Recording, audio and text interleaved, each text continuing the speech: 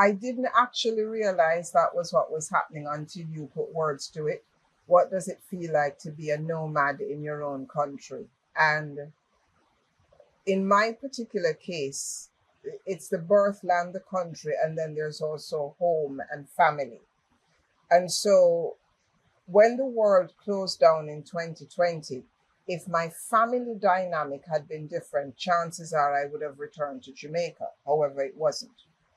So I was in Bali until the end of 2020. We both lost a very dear friend in 2020. And I went to Jamaica for what should have been 3 months that then turned into 5 years. And having lived all of my adult life outside of Jamaica, I mean, I always went back because my parents were there, my childhood home was there. But now returning with my mother very sick and with dementia and Parkinson's in an assisted living facility, my family home a seat of contention, I felt very unsafe as a nomad. And so what kicked in was abject survival mode. I was embroiled with, the law, accountants, taxes, legal people, you name it. And as you beautifully said, and I hasten to add that there were also moments of joy there, tiny moments of joy, but they were there. But I never returned intending to make it home. And so what I did was I took the tools I had throughout my life from my UN days where, I'd arrive in a place that was unfamiliar and I'd have to create community. So, my fitness became a huge part of both my community and my survival in Jamaica. I remember being in my family home, which was way up in the hills. Jamaica was under curfew for a very long time. And the only human connection I had was when I went to the gym, and our gym was outdoors. So now I don't know if it's a trauma or a blessing. I don't do indoor gyms so well. I need to have that kind of spaciousness. And then, here in Bali, where we were teaching thousands of students each week, and, to see your livelihood go from 100 to 0 in the blink of an eye was very scary. Again, I was fortunate enough that I had been online, so being able to pivot was not so difficult. But it was a challenge. And I think we'll probably talk about this later on. But what I now find myself looking at 5 years later is how do I transition from survival to thriving? And that is a journey and a challenge in and of itself.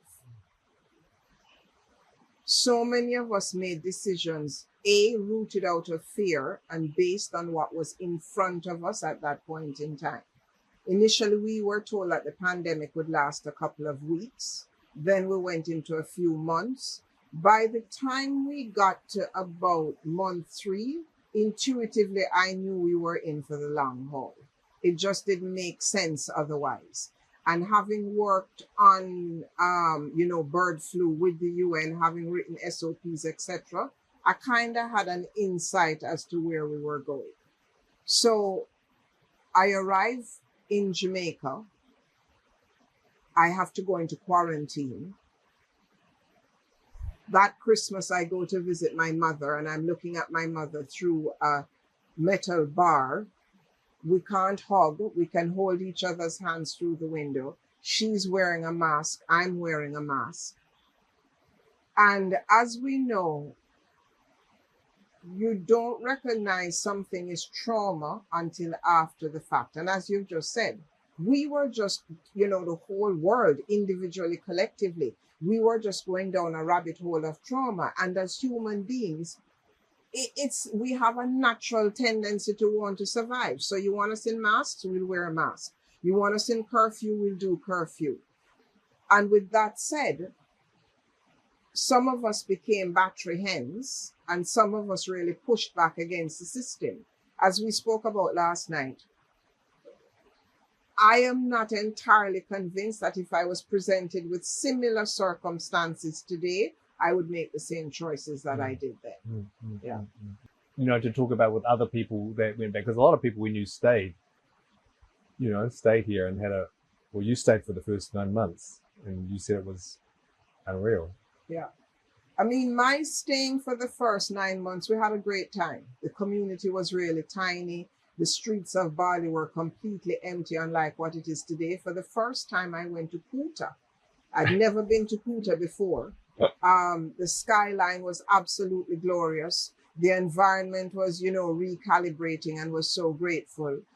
And in fact, October of 2020, Natasha, my dear friend, our dear friend, I remember even before then, we had gotten into this sort of thing where fitness became a big thing. We were, very fitness oriented because we had to keep healthy, because we didn't know what was going on. And I remember saying to her in early October, I woke up out of my meditations that morning, and it became apparent to me that people wanted something more than yoga.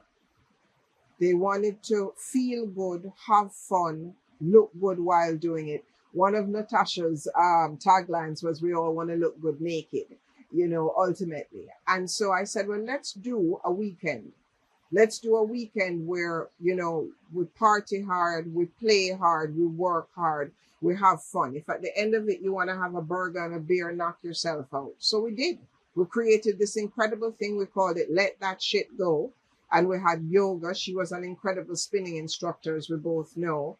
We did a scavenger hunt that we had people, doing almost triathlon type things, jumping over tires, pulling things, hiding things. And it sold out in 10 days. We had 17 people and we had an absolute ball. So again, call it survival, call it upshot. Life gave us lemons. We made lemonade. Sometimes we put some rum in that lemonade. But we made the best of what we had. And in fact, I did my first online program, recorded it with Leah Santa Cruz, Women's Circle Leadership Training, because what had happened for me was that the women's circles at Yoga Barn that had so much traction, I then took them online. And I was doing them twice a week for the first 9 months because of time zones.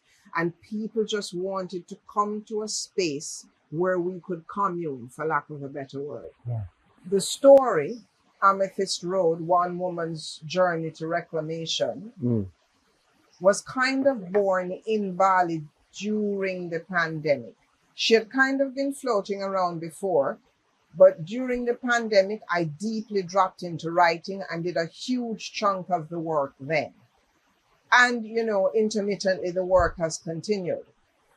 But I feel 9 years later, and the 9-year part is, when I started the story, my father passed in 2018. That's when the story really came to life. It marinated a lot during 2020. And now here we are at 2025, 9 years later, and it's time to complete the story. What I didn't realize then was that I actually had to come back home.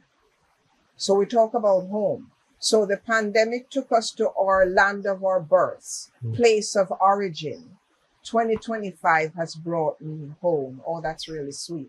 I only had that drop in now. So being here has been deeply supportive because the story is largely born out of my childhood home in Jamaica. That was the seat of my trauma during the pandemic.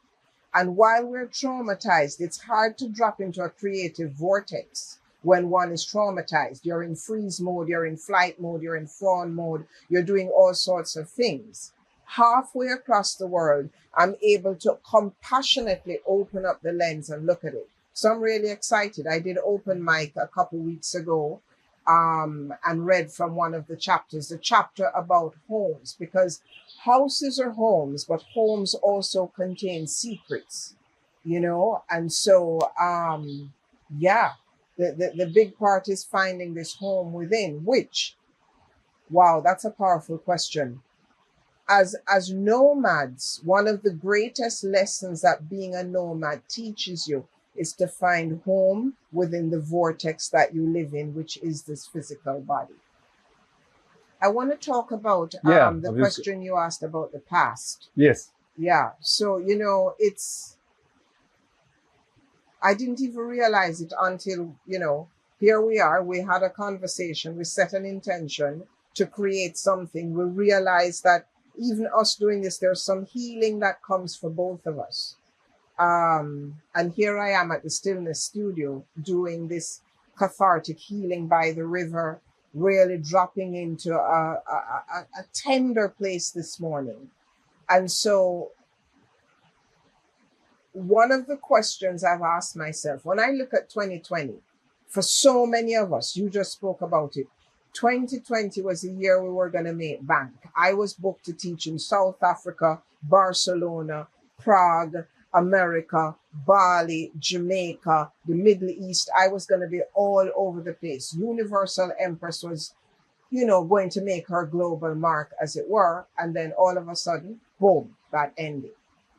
And we went off and we did things. I knew I was a good communicator. In the early days of the pandemic, I was teaching yoga online 3 times a day. I realized that was not sustainable. And so I did more of my personal development and coaching work out of that, which then took me into the corporate arena, took me back to, my UN home and all of that. But here we are now, 2025, and I go, damn, what would my life have been if I had continued along that trajectory? I look at my yoga peers, the people who stayed there, who, refined their craft. They've built businesses, they've opened studios, they've run major trainings. I mean, they've done phenomenal work in the yoga world. And maybe it's my imposter. I don't think it's full imposter. But I now find myself having to redefine, well, who am I really? Yes, I teach yoga. Yes, I am a coach. Yes, I am a writer. If I put all of those pieces together, I'm really in the business of holistic human development. And so that has been born out of the pandemic. So it's been one of these things that I've been trying to weigh up, balance the scales. Back in Jamaica, I felt lost. I felt confused. I felt like I had lost my mojo. Yoga is not a global thing in Jamaica. And coming from the level of a place like here and being on an international scale, to then return home, there are lessons in that as well. There are lessons for the ego. It's all a part of the journey and the practice. And so, yeah, it's been very humbling. It's been very humbling because we always think the grass is green on the other side when there is no other side. And so here we are with a ton of world experience. We were able to navigate and survive the world. I certainly was, because of my Bali experience. I don't think I would have coped in the level I did if I didn't have a daily meditation, a daily practice of moving my body, of journaling, of having deep, intimate conversations, because that's not the culture I come from, And as I said to you earlier on, I think the biggest blessing and the biggest grace is coming back here and, running into former students, former clients, peers, random people walking down the street in Bali and recognizing that I am so loved and appreciated and that I was actually missed on a level that feels really overwhelming because I was just down in the trenches trying to put one foot in front of the other, So it's definitely recalibration time. And as I said to you earlier, I know where I've been. I think I know where I am. And what I do know is what I am becoming is in form, but it's not yet formed. But I trust the process now enough to let the process unfold, which I may not have had that trust in the past. And I wrote about that a bit this morning, where we spend so much time doing that we forget about being. And the truth is, when we're able to take time out to reconnect to nature, that's when we're able to have the expansiveness to go forth and do the work. You know, I run a tight ship, but to what end? There's a point at which it gets exhausting. I mean, being in a place like this where you allow the ideas to come in, you allow your heart to crack open. I ran a retreat a few weeks ago in line with Bali Spirit Festival, and it was the hardest thing to sell that festival. And people were saying to me, oh, you know, but what are we going to do? And what da da da da da da. And then the 4 women who did commit and come, every single time I talked to them, and they were only here for less than a week, they talk about the impact that Bali had on them. Because this is not a doing place, this is a being place, it's an experience place. And so you will only experience this to the extent that you open up to yourself. You know, so I can give you ideas. I can show you me on the back of a scooter. You can see me practicing yoga. You can see me teaching, but you have to be on the land and connect to it to have the experience. Okay. Do you want to read some of that passage from your book this morning? Or I think it was really beautiful. Are you okay to share that? You don't have to. I just think it'll be a nice, like in terms of the storytelling. I think it would be a beautiful way to kind of bring this home, actually. I will share with you a bit from Amethyst Road, One Dutiful Daughter's Journey to Reclamation. And the piece I'm going to read, I have titled it, The Roots and the Bloom. From the moment I entered this world, it seemed that my role had been pre-written, to obey, to achieve, to hold it all together. Raised in Kingston, Jamaica, I was taught that strength masked shame expressed in silence, and that duty always outweighed desire. My parents were proud, disciplined, ambitious, especially my father, who had an unyielding vision for what his only daughter should become. I played my part flawlessly, high achiever, ever composed, endlessly striving. But beneath that polished surface, a slow burning ache, a quiet longing to be seen, not for what I did, but for who I truly was. And then, in 2006, I stepped foot on an island that would quietly begin to undo it all. Bali arrived like a balm. It wasn't just the temples or the rituals, it was the remembrance. The land, the people, the rhythm of life. It cracked me open. By 2014, I left the UN. 23 years in emergency response and logistics, gone. I laid down the cape of the dutiful daughter. I stopped performing. I became a yoga teacher, a circle holder, a wisdom mentor, a woman reclaiming herself, one breath, one ritual, one offering at a time. Bali didn't give me anything I didn't already have. It simply mirrored back the truth I buried, that I am not my story, I am not my titles, I am not my wounds. I am the woman who rose from the ashes of obedience and chose to live wide open, cracked but not broken, rooted and finally in bloom.